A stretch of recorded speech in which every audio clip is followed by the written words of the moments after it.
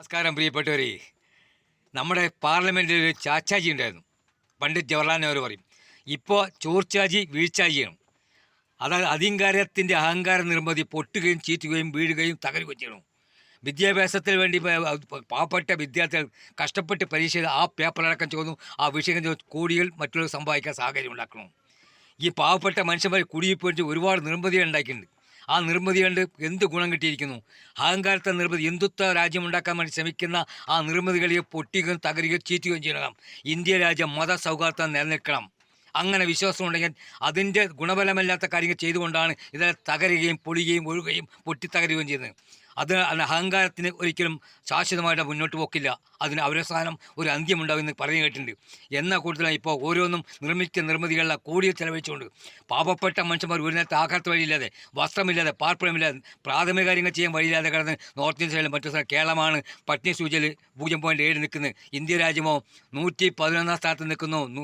140 കോടി ജനങ്ങളുടെ പറഞ്ഞ് ഇവിടെ എത്ര പേർ സുരക്ഷിതമായി ജീവിക്കുന്നു, എത്ര പേർ ദിവസം ആഹാരങ്ങൾ ജീവിക്കുന്നു.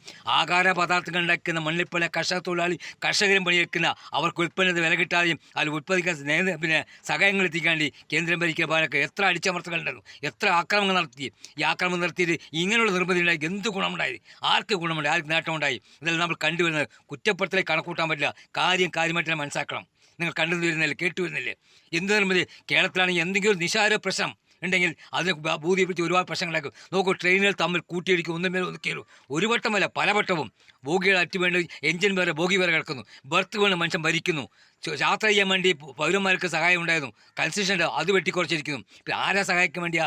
സമ്പന്നരെ മാത്രം നിലനിൽക്കാൻ വേണ്ടിയാ കോടികൾ ഇലക്ട്രിക് ബോണ്ടി കൂടിയും മേടിച്ചുകൊണ്ടും അവർക്ക് അനുകൂലമായിട്ട് അവരെ ഉൽപ്പന്നങ്ങൾ ഉണ്ടാക്കാൻ വേണ്ടി അവർക്ക് സഹായം കൊടുത്തുകൊണ്ട് അവർ നിർമ്മിക്കുന്ന നിർമ്മിതിയാണ് ഇപ്പോൾ പൊട്ടുകയും ചീറ്റുകയും തകരുകയും വീഴുകയും ഒലിക്കുകയും ചെയ്യുന്നത്. ഇതാണോ വേണ്ടത്?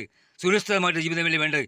140 കോടി ഇന്ത്യയിലുണ്ടെങ്കിൽ അത് എത്ര പേര് സുഖമായിട്ട് ജീവിക്കുന്നു, സുരക്ഷിതമായി ജീവിക്കുന്നു, മനസമാധാനത്തോട് ജീവിക്കുന്നു, മനസമാധാനത്തോട് കഴിയുന്നു, കിടക്കുന്നു, ഉറങ്ങുന്നു, ഉണരുന്നു? ഉണ്ടോ?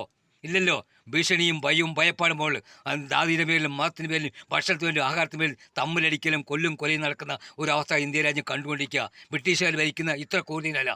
പക്ഷേ നമ്മൾ ഹിന്ദുക്കൾ അല്ലെങ്കിൽ നമ്മൾ ഇന്ത്യക്കാർ തമ്മിലടിക്കുന്നു. ഉച്ചനീചത്തിൻ്റെ പോലും ആ ജാതിയുടെയും മതത്തിൻ്റെയും അധികാരത്തിൻ്റെയും അഹങ്കാരത്തിൻ്റെ പേർക്ക് ചെയ്യുന്നു. ഇതിലെ ഇവിടെ കണ്ടുവരുന്നത് നിരപരാധി ആൾക്കാർ, അറിയപ്പെടാത്ത പാവപ്പെട്ട മനുഷ്യന്മാർ, ഒന്നും അറിയാത്തവർ പല ദൈവത്തിനും ത്യാഗങ്ങൾ അനുഭവിക്കുന്നു. അറിയുന്ന നമ്മൾക്ക് കൈപ്പിടിച്ച് ജനങ്ങൾക്ക് മുന്നോട്ട് നയിക്കേണ്ട ഭരണകർത്താക്കന്മാർ ആ നിരക്ക് ചെയ്യുന്നുണ്ടോ?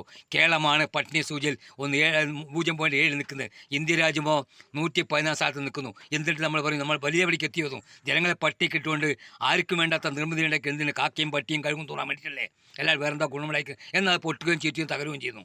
വല്ല ഗുണമുണ്ടായിട്ട് അതുകൊണ്ട് മതസൗഹാർദ്ദമായിട്ട് ജീവിക്കുന്ന എല്ലാവർക്കും ഗുണപരമായിരിക്കണം.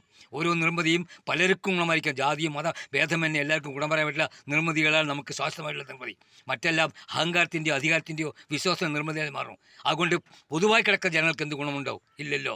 അതാണ് ഇവിടെ കണ്ടുവരുന്ന ഭയങ്കര വിഷമം പറയാൻ പറ്റുന്ന കാര്യങ്ങൾ. നിർത്തുന്നു. നമസ്കാരം.